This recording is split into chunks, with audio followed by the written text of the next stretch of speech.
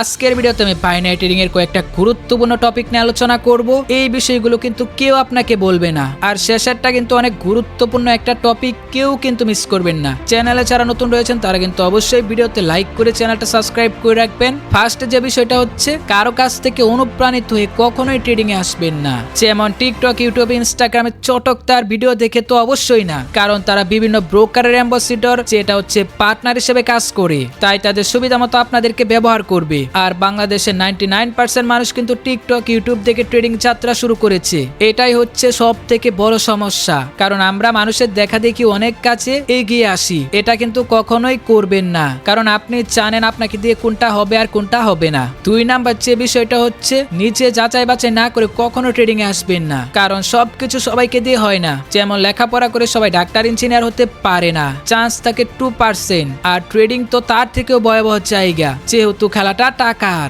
আর income source না থাকলে trading থেকে 100 মাইল দূরে থাকবেন। মানুষ লক্ষ লক্ষ টাকা লস করে ট্রেডিং এ একদিনে, আর আপনি তো বেকার হয়ে কোটিপতি হতে এসেছেন। পয়েন্ট নাম্বার 3, ধরে নিলাম আপনার কাছে টাকা রয়েছে, আপনি ট্রেডিং করতে অনেক আগ্রহী।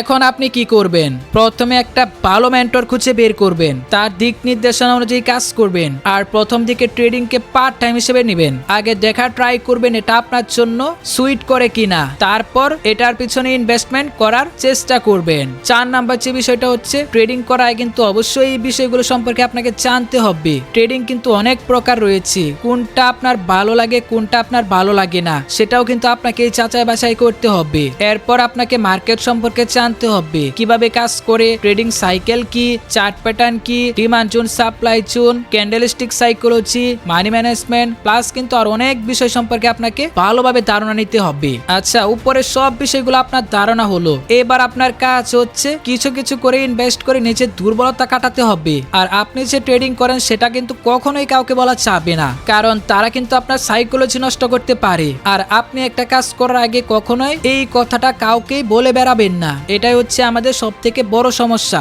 নিচের কথা নিজের মাঝে রাখার চেষ্টা করবেন। আর ট্রেডিং কিন্তু 1-2 মাসের খেলা না, এটার জন্য আপনাকে অনেক মেহনত, ধৈর্য ধরতে হবে। মিনিমাম 2-3 বছর সময় লাগবে, দেখবেন 1-1.5 বছর আপনার লস করতে করতেই চলে যাবে। তাই ধৈর্যের সাথে শেষ পর্যন্ত যে টিকে থাকতে পারবে সেই সফল ট্রেডার হতে পারবে। তো আজকের মতো এই পর্যন্তই। ভিডিওটা ভালো লাগলে অবশ্যই লাইক করে চ্যানেলটা সাবস্ক্রাইব করে রাখবেন। দেখা হচ্ছে পরবর্তী কোনো ভিডিওতে।